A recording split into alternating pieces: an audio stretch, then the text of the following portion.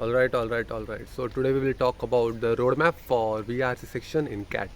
Basically the tips and tricks or tips only, whatever you like to call it, in VRC section.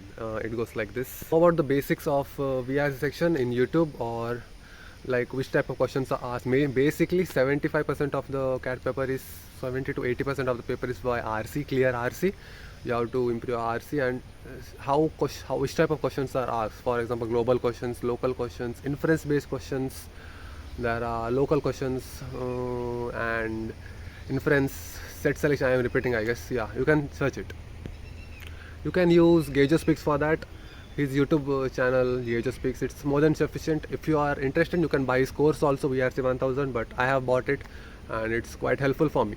But his YouTube is more than enough for you guys to know the basics of it and just get the crux of it. So check that out for the first month. After that, solve 2 RCs every day without timer from CL.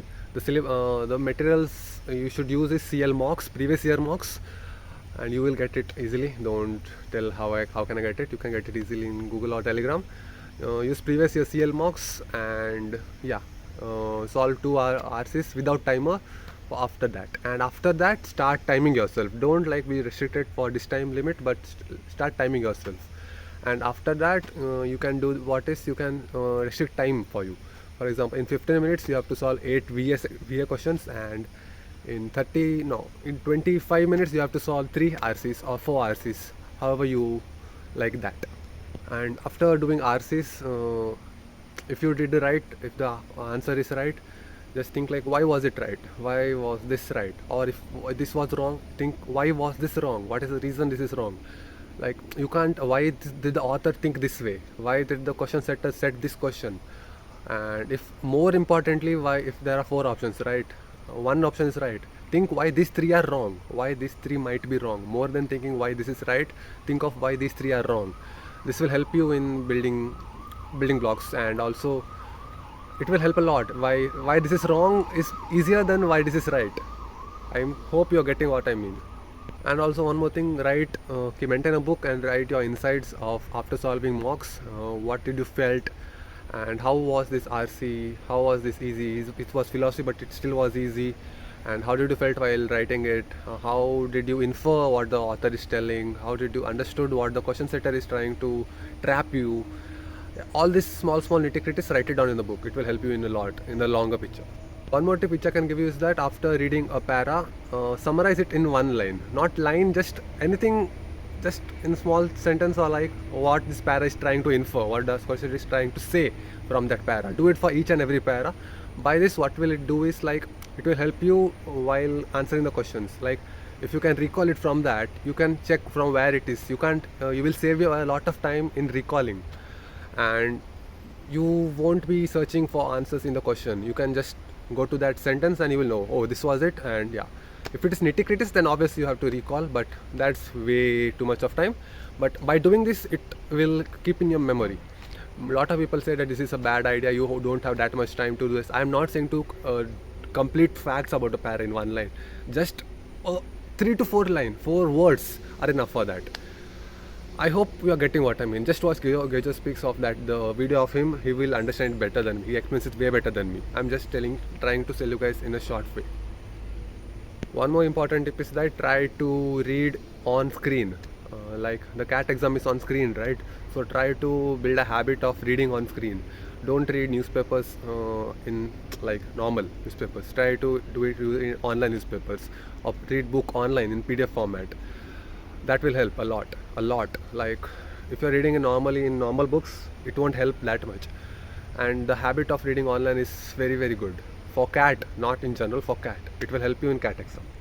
One more important tip is that don't skip any RC by thinking that this is difficult. For example, if a RC of philosophy comes, don't try to skip it, but just by taking the philosophy stuff. The RC might be tough, guys, but the questions in that might be easier. Or the RC might be easy, but the questions asked in that might be difficult. Or the questions that might have set a lot of traps, which might consume a lot of time of yours in solving them. So attempt all the RCs. If do this, if the question is difficult, skip it. Don't skip the RCs, skip the questions. Like, try to attempt 4 RCs. Even in the difficult RC, there is an easy question. So if you just read the RC up from just the crux of it, it's more than enough for you guys to answer that question. In that, you can answer 2, you can leave 2, you can answer 2, you can leave 2. But if you read an RC, only 2 RCs, you have to score marks in that. It's a very, very, very difficult bet to choose. The bet is yours, so choose that wisely. One more thing is, guys, the CAT's question set is not expecting you to know everything in that RC, not extract all the information from it, just the crux of it. You have just 40 minutes, guys, mainly hardly 6 to 8, max 10 minutes to solve one RC. So he's not expecting you to get into the so deeply into it or understand it so deeply. He just wants the crux of it, just the basic points and the main idea of that, so you can understand it and just read it in the first phase and you will most likely know it. So make this habit. And yeah, that was the point. Yeah, many people say that vocabulary is important for CAT. I don't think so. If you don't know a particular word in that RC, just leave it. For example, if you don't know a word, then use algebra for it. For example, Frazer is an intelligent person. I'm not, but see, if you don't know the meaning of intelligent, Frazer is X person. Just leave it. Just use it X for it. If you don't know the meaning of intelligent, no problem. Skip it, but you will understand the main idea of the RC. What the RC is trying to say, you will understand it. But you don't have to know the vocabulary of each and every word, the meaning of each and every word to clear CAT. That's a huge myth, guys. The one big mistake people do is they create a big burden or big image of themselves that they are bad at this section. For example, people think that they are bad at VRC, they can't solve it. First of all, keep that aside. Put it down and think you are good at it. If you think you are bad at it, you will stay bad at it, right? Think you are bad at it, but I will try to improve. I will do my best to improve. So keep that aside and don't think you are bad at it. Nobody's bad at it. Be clear. It's not that difficult, okay? Yeah. One more tip for CAT is that try to solve RCs in a chaotic environment or a noisy environment, because in a CAT day, it's the first section, right? The exam hall will be very chaotic. It will be like a fish market. I have experienced it myself, so try to solve RCs in a very chaotic environment and not a peaceful environment. It will help you guys a lot. Like if you're solving RCs in a quiet place and in exam day it's very noisy, then you might suffer a lot. It will be new for you. You can't concentrate. So practice that. It will help you in the CAT exam. One bonus tip would be improve your communication skills. It will help you in the GDPI. I included it in VRC because it's English VRC, yeah. So yeah, that's it for this video, guys. I will see you in the next video. Bye bye.